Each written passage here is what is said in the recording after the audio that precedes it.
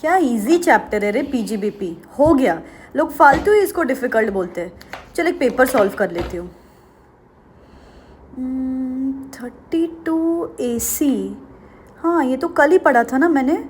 हाँ 32 AC, I think इसमें क्या था, शिट शिट शिट, याद नहीं आ रहा यार। चल कोई बात नहीं, नेक्स्ट क्वेश्चन सॉल्व करके देखती हूँ। सेक्शन 40A3, अरे इसका लेक्चर तो आज सुबह ही देखा था मैंने।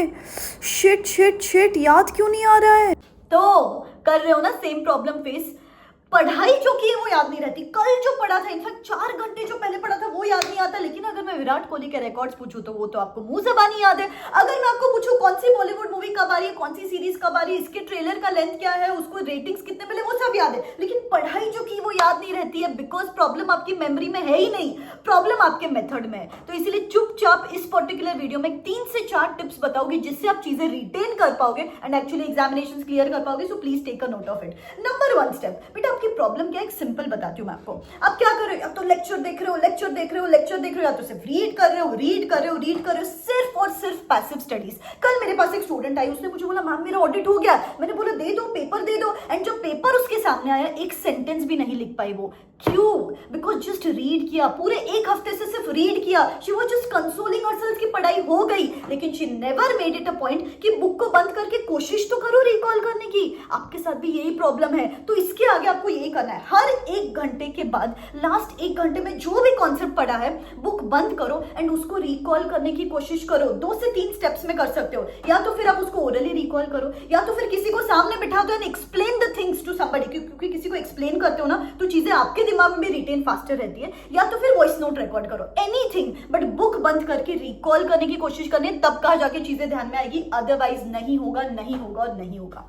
Number 2 step, do the written practice. बेटा it's a scientific proven thing कि जब तक आप रिटन प्रैक्टिस नहीं करते हो, पेन पेपर से कोई चीज नहीं लिखते हो, आपका ब्रेन उसको कंज्यूम नहीं करता है। तो जो भी 1 घंटे के बाद आप बुक बंद करके प्रोविजन रिकॉल करोगे, उसके बाद एक क्वेश्चन पिक करो and try to solve that answer. Immediately दिमाग में फिक्सेट हो जाएगी चीजें। Number 3 step, this is a 24/7 rule. मतलब क्या है, जो भी आप कॉन्सेप्ट पढ़ते हो विद इन 24 आवर्स उसको वापस रिकॉल करना है। मतलब एक बार पढ़ा, उसको इमीडिएटली तो रिकॉल किया, फिर उसके बाद विद इन 24 आवर्स रिकॉल किया and with in 7 days recall किया। अभी विद इन 24 आवर्स जब रिकॉल करते हो ना, 1 घंटा फिक्स कर लो। जो भी मेरे मेंटरशिप के स्टूडेंट होते हैं, मैं पहले ही उनको बोलती हूँ कि ये 1 घंटा दैट इज नॉन निगोशिएबल। अगर आप एक चैप्टर कम पढ़ो चलेगा, लेकिन रात का ये 1 घंटा है। दिन भर में मैंने क्या पढ़ा था उसको रिकॉल करने की कोशिश करनी ही करनी। आप देखना आपको चीजें याद रहेगी।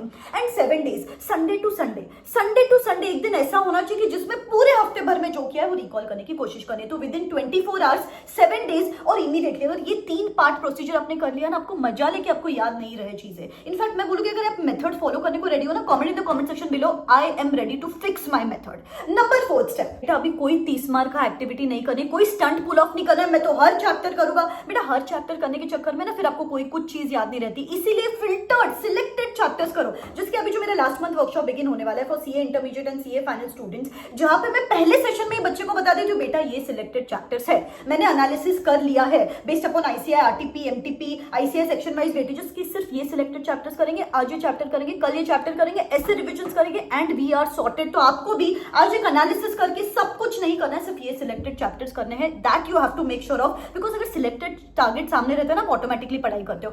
एंड उसके साथ भले ही आप सिलेक्टेड चैप्टर्स कर रहे हो, उसके ऊपर से उसके टेस्ट दो, सो दैट आपको समझे यार कि चलो ये गलतियां हो रही है एंड अपकमिंग मंथ में I have some time to rectify those mistakes of mind. जो भी टेस्ट सीरीज बाय की है ना, सिर्फ उसको बाय करके मत रखो, start giving the test. And अगर नहीं बाय की है तो इस वर्कशॉप में मैं डिटेल टेस्ट सीरीज देती हूँ फॉर फ्री ऑफ कॉस्ट। हर सब्जेक्ट के 3 portion wise papers, 1 MCQ paper and 3 full course paper CS.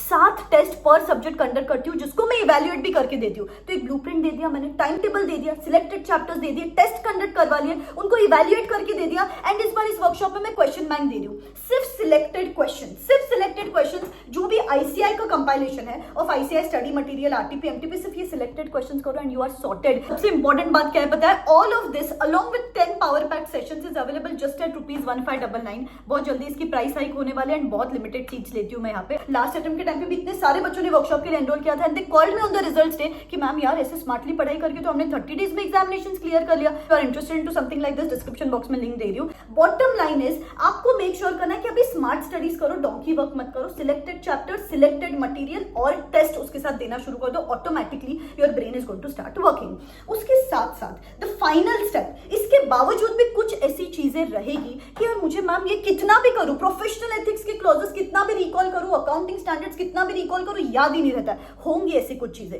जो भी आपको लगता है कि ये 50 कॉन्सेप्ट्स है जो मुझे याद नहीं रहते, उनके एक चिट्स बनाओ जो भी, और बोल रखो आपके स्टडी टेबल पे ना, वो चिट्स का बोल रखो एंड रैंडमली जब भी आप ब्रेक लेते हो उसमें से एक चिट उठाओ, जो भी लिखा हुआ रहेगा उसके ऊपर, जो भी क्वेश्चन लिखा हुआ रहेगा based upon your weak concept, उसको रिकॉल करने की कोशिश करो। ब्रश कर रहे हो, रिकॉल करने की कोशिश करो। मैं तो बोलूँ मैं क्या करती थी, मैं आपको बताती हूँ, थोड़ा सा फनी है बट जो बाथरूम का मिरर होता था उसके ऊपर मेरे स्टिकी नोट्स रहते थे। मुझे कॉस्टिंग की थियरी याद नहीं रहती थी, उसके ऊपर मैं स्टिकी नोट लगाती थी, चल याद कर थियरी। फॉर्मूला जो याद नहीं रखता था पोर्टफोलियो का, वहां पे लगा लेती थी, याद करने की कोशिश करती थी। ऐसे रैंडम रिकॉल करने की कोशिश करो because then your brain is going to start working. Hi everyone, I'm Mag Kedia. I've recently qualified my CA Intermediate with 98 marks in costing and exemptions in all other subjects. I wanted to share my experience about Rucha Ma'am's workshop as it has really worked well for me in my preparation.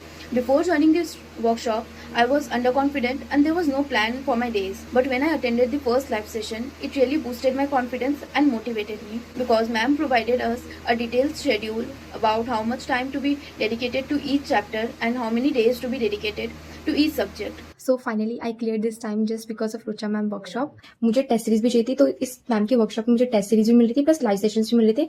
तो it is like a mentorship workshop. से पहले मेरी कभी ढंग से study नहीं होती थी, जस्ट 4 to 5 आवर्स इफेक्टिवली होते थे। एंड जैसे मैंने मैम की वर्कशॉप अटेंड किया, जस्ट नेक्स्ट डे से मेरी 10 to 12 आवर्स स्टडी होने लगी।